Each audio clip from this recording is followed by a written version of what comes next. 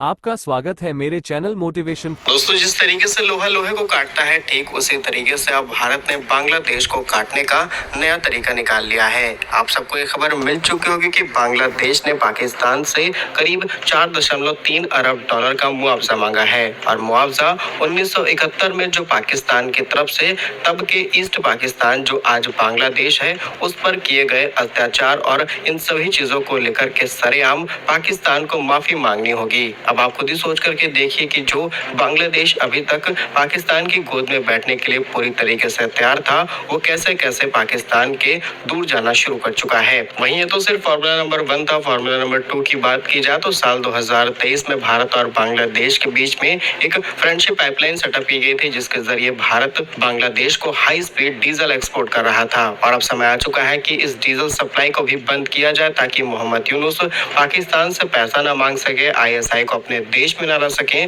चीन के लिए बेस न बना सके, और सबसे बड़ी बात कि पश्चिम बंगाल के अंदर हो रही हिंसा पर अपने जबरदस्ती के बयान थोपने की कोशिश न करें। आइए आज के इस वीडियो में दोनों ही अपडेट डिटेल्स में आपको बताते हैं। यदि आपको हमारा काम पसंद आए तो वीडियो को लाइक और चैनल को सब्सक्राइब जरूर कीजिएगा। तो बड़ी खबर यह है कि बांग्लादेश और पाकिस्तान के बीच 15 सालों बाद विदेश सचिव स्तर की बैठक हुई, जिसमें बांग्लादेश ने कई पुराने और संवेदनशील मुद्दों को उठाया। साथ ही इस दौरान बांग्लादेश ने पाकिस्तान से साल 1971 में हुए अत्याचारों को लेकर के सार्वजनिक माफी मांगने को कहा। और बांग्लादेश के विदेश मंत्रालय ने कहा कि इस बातचीत में दोनों देशों के बीच अब कई मुद्दे अनसुलझे हैं। खासतौर पर 71 में पाकिस्तान सेना द्वारा किए गए अत्याचारों का जिक्र किया गया, और बांग्लादेश ने कहा कि इन घटनाओं के लिए पाकिस्तान को आधिकारिक रूप से माफी मांगनी चाहिए। हम आपको बताएं 1971 में हुआ क्या था। हुआ ये था कि बांग्लादेश, जो कि तब का ईस्ट पाकिस्तान से, वहाँ की औरतें, बच्चे, बूढ़े, किसी की ना तो उम्र देखी गई न जेंडर देखा गया, वो हालात किए गए थे। यहाँ तक कि इस तरीके के स्टेटमेंट्स दिए गए थे कि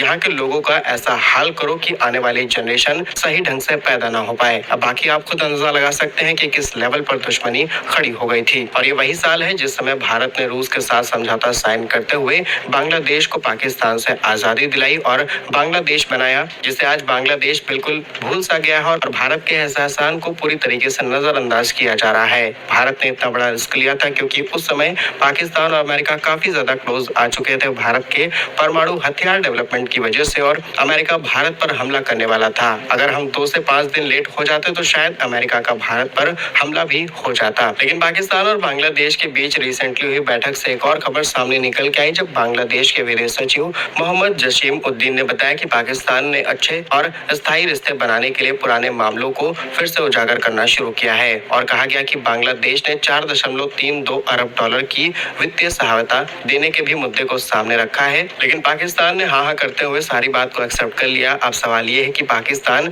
ये पैसा कहां से लाएगा। पाकिस्तान खुद दुनिया भर के अंतर्राष्ट्रीय बैंकों के सामने हाथ फैला करके कर्जा लेता है, मिडिल ईस्ट भाग जाते हैं पैसा लेने के लिए। पाकिस्तान अपने देश की संपत्तियों के काफी बड़े हिस्से को ब्रिटेन को सौंप चुका है। कई यूरोपीय देशों ने यहाँ पर स्टेक्स खरीद लिए हैं, इसके बावजूद भी इनका कर्ज खत्म होने का नाम नहीं ले रहा। वो तो कुछ गिने चुने देश और कुछ अंतर्राष्ट्रीय संस्थान बीच में आ जाते हैं, ना पाकिस्तान कब का दिवालिया हो जाता। अब देखने वाली बात ये रहेगी कि पाकिस्तान किस तरीके से मैनेज करता है बांग्लादेश को ये पैसा देने के लिए। अब बात करते हैं बांग्लादेश की। स्पेशली भारत ने जिस तरीके से बांग्लादेश को आजादी दिलाई और तमाम तरीके की हेल्प की है, वो सब कुछ आज बांग्लादेश भूल चुका। लेकिन अभी भी बांग्लादेश की एक काफी बड़ी इंडस्ट्री ऑपरेट हो रही है भारत की तरफ से भेजे जाने वाले डीजल की हेल्प लेकर के। और अब शायद समय आ चुका है कि इस सप्लाई को भारत की तरफ से बंद या फिर कम किया जाना चाहिए, क्योंकि जब तक हम इनके कान को नहीं बैठेंगे, इनको आवाज नहीं सुनाई देगी। क्योंकि बांग्लादेश की तरफ से न सिर्फ भारत के अल्पसंख्यकों पर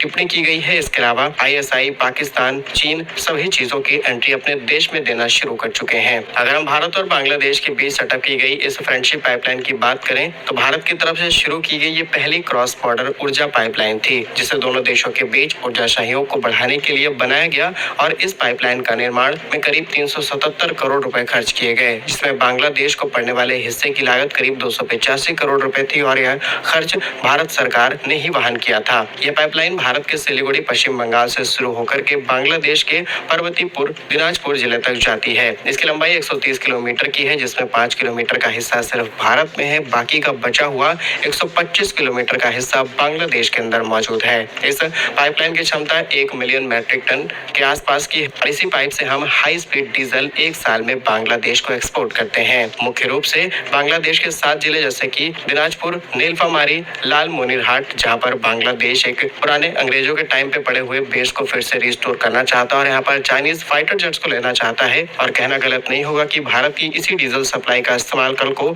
उन पाकिस्तानी या फिर उन चाइनीज हथियारों के अंदर फ्यूलिंग के लिए भी किया जा सकता है। तो ये बड़ी दुख की बात रहेगी भारत के लिए और भारत को सच में ये चीजें रोकनी होगी, क्योंकि हम ही तुम्हें डीजल दे रहे हो और तुम उसी डीजल का इस्तेमाल करोगे हमारे ही दुश्मन के हथियारों को ताकत देने के लिए। इसके अलावा रंगपुर, कुरीग्राम, गाईबांधा, जयपुर हाट और डीजल की आपूर्ति भारत की तरफ से की जाती है। तमाम रिपोर्ट्स के अनुसार इस पाइपलाइन से बांग्लादेश को डीजल भारतीय रेल और सड़क मार्ग के माध्यम से पहुंचाया जाता है, जिससे परिवहन की लागत को कम किया जाता है, कार्बन उत्सर्जन कम हो रहा था और ओवरऑल बांग्लादेश को काफी ज्यादा मदद की जा रही थी। अब बात करते हैं कुछ रीजंस के बारे में जिसको लेकर के हमें चिंता है और इसी तरीके से चलता रहा तो शायद भारत को ये सप्लाई भी पूरी तरीके से बंद करनी पड़े। पहले रूस की बात की जाए। 15 अप्रैल 2025 को खबर सामने निकल के आती है, जहां पर रूसी नौसेना के 3 युद्धपोत चटगांव बंदरगाह पर पहुंचे हैं। यह घटना जनरल वकार उजमान, जो कि 10 से 13 अप्रैल 2025 को मॉस्को के दौरे पर थे, जहां उन्होंने रूसी उप रक्षा मंत्री के साथ सैन्य सहयोग पर वार्ता की। फिलहाल के लिए रूस हमारा अच्छा दोस्त है, लेकिन आगे चल के सिचुएशन या फिर जियोपॉलिटिकल कंडीशन किस तरीके से चेंज हो जाए